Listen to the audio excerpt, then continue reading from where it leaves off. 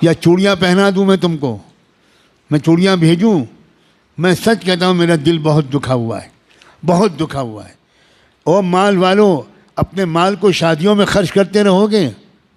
بتاؤ، جواب دو، شادیوں میں خرچ۔ السلام علیکم ورحمۃ اللہ وبرکاتہ۔ اگر مسلمان کچھ نہیں کر سکتا تو ہاتھوں میں چوڑیاں پہن کر بیٹھ جائے، اور چوڑیاں بھی علماء کرام کی طرف سے بالکل مفت بھیجی جائیں گی۔ یہ میرا کہنا نہیں ہے، یہ مفتی صاحب کا کہنا ہے۔ واقعی میں ہر سنی، ہر دیوبندی اور ہر اہل حدیث، میں یہ کہتا ہوں کہ ہر فرقے والے سے میں گزارش کر رہا ہوں کہ اس ویڈیو کو آپ پورا دیکھیں۔ واقعی مفتی صاحب نے ایسا کچھ کہا ہے، اگر اس ویڈیو کو دیکھنے کے بعد بھی اگر ہماری آنکھیں نہ کھلیں تو آپ یوں سمجھ لینا کہ آپ زندہ دل یا ایک زندہ دل مسلمان نہیں ہیں، کیونکہ صرف سانس لینے کو زندہ نہیں کہا جا سکتا، زندہ نظر آنا بھی ضروری ہے۔ میرے بھائیوں، آپ سے میری ریکویسٹ ہے، گزارش ہے کہ آج ہماری مسجدیں، آج ہمارے مدارس، آج ہماری خانقاہ جو توڑی جا رہی ہیں، اس میں کسی پارٹی کا کوئی دوست نہیں ہے، بلکہ ہمارا خود مسلمانوں کا دوست ہے۔ ہم مسلمانوں کی کمی ہے۔ آپ اس ویڈیو کو دیکھیے، واقعی وہ کمی کیا ہے وہ آج آپ کو پتہ چل جائے گی۔ مجھے امید ہے کہ آپ بنا اسکپ کیے اس میسج کو ضرور سنیں گے، آخر تک سنیں۔ واقعی ایک ایک بات انمول کہی ہے مفتی صاحب نے۔ آئیے اس ویڈیو کو دیکھتے ہیں۔ اللہ معاف کر دے، آپ بھی معاف کر دیں۔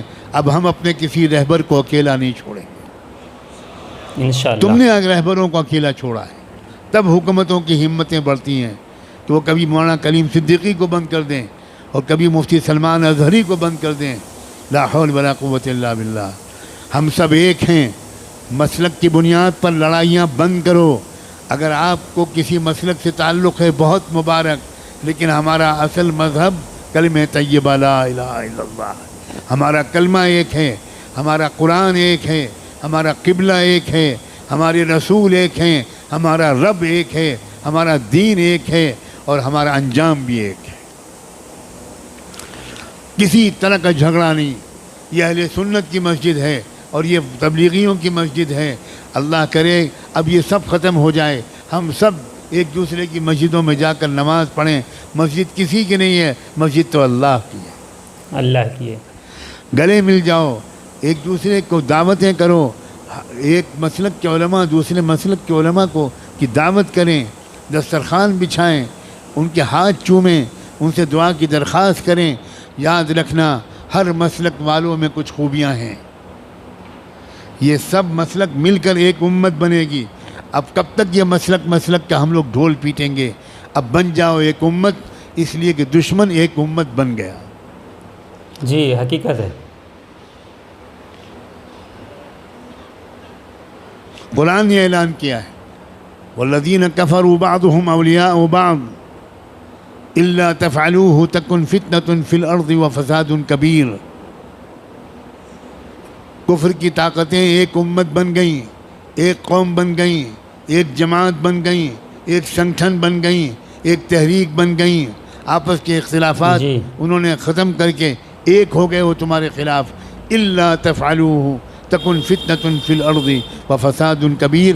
اگر تم بھی ایک نہیں بنو گے، اگر تم ایک دوسرے کے مددگار نہیں بنو گے، تو یاد رکھنا تمہاری اس بدماشی کی وجہ سے، تمہاری اس بدفعلی کی وجہ سے پوری دنیا میں فی الارض فتنة و فساد کبیر، بہت بڑا فتنہ و فساد پھیلے گا تمہاری پھوٹ کی وجہ سے۔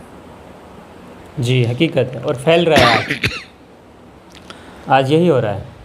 اب تو نہ مدرسے چھوڑے جا رہے ہیں، نہ درگاہیں چھوڑی جا رہی ہیں، مدرسوں پر بھی بلڈوزر چل رہے ہیں، مسجدوں پر بھی بلڈوزر چل رہے ہیں، اور درگاہوں پر بھی، مزاروں پر بھی بلڈوزر چل رہے ہیں۔ واہ واہ واہ واہ۔ اب بھی امت ایک نہیں ہوگی، اب بھی درگاہیں اور مزاریں والے الگ رہیں گے اور مدرسے والے الگ رہیں گے۔ اب تو بھائی خدا کے لیے اب تو ایک ہو جاؤ، ایک ہو کر مضبوطی کے ساتھ ایک طاقت بنو، اور اس بات کی عادت ڈالو کہ جب یہ میرے جیسا کوئی کہنے والا یہ بات کہے تو جس مجمع کے سامنے کہے اس مجمع میں سے کم 50% لوگ وہ باقاعدہ اپنے علاقے کے ذمہ داروں کے ساتھ آئیں، میرے پاس آئیں، میرے جیسے لوگوں کے پاس آئیں اور تفصیل پوچھیں کہ ہم اپنے ملک کو سنبھالنے کے لیے کیا کریں۔ نوجوانوں آؤ گے؟ یا چوڑیاں پہنا دوں میں تم کو، میں چوڑیاں بھیجوں؟ میں سچ کہتا ہوں میرا دل بہت دکھا ہوا ہے، بہت دکھا ہوا ہے۔ او مال والوں، اپنے مال کو شادیوں میں خرچ کرتے رہو گے؟ بتاؤ، جواب دو، شادیوں میں خرچ کرو گے یا قوم کی حفاظت کے لیے خرچ کرو گے؟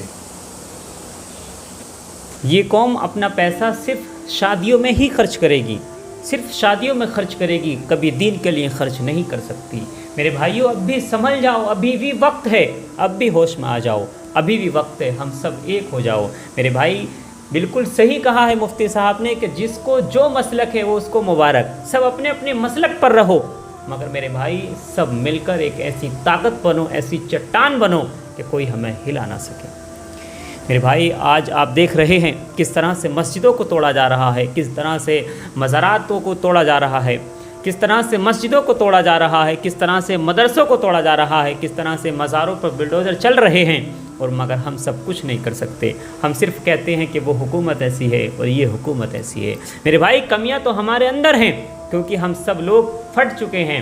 کسی شاعر نے کہ خوب کہا ہے، وہ کروڑوں کو مان کر ایک ہوئے بیٹھے ہیں اور ہم ایک کو مان کر کروڑوں جگہ بیٹھے ہیں۔ میرے بھائیوں، اب بھی سنبھل جاؤ، اپنے پیسے کو دین کے لیے خرچ کرو۔ ابھی ایک شادی کا میں نے ویڈیو ڈالا تھا کہ 90 لاکھ روپے ایک بھائی نے شادی میں بارات میں اڑا دیے، ایک بھائی نے تقریباً 70 لاکھ روپے کا کیش دیا شادی میں۔ آپ دیکھیے کتنا پیسہ مسلمانوں کے پاس، اور بڑے شرم کی بات ہے کہ تقریباً 4 مہینے سے لگاتار ہم لوگوں سے اپیل کر رہے ہیں، مگر ہمیں 3 لاکھ لوگ ایسے نہیں ملے کہ جو ہمیں 100 روپے دے دیں۔ 3 لاکھ لوگ، جبکہ اتر پردیش کے اندر 4.7 ملین یعنی 47 لاکھ مسلمان ہیں، اور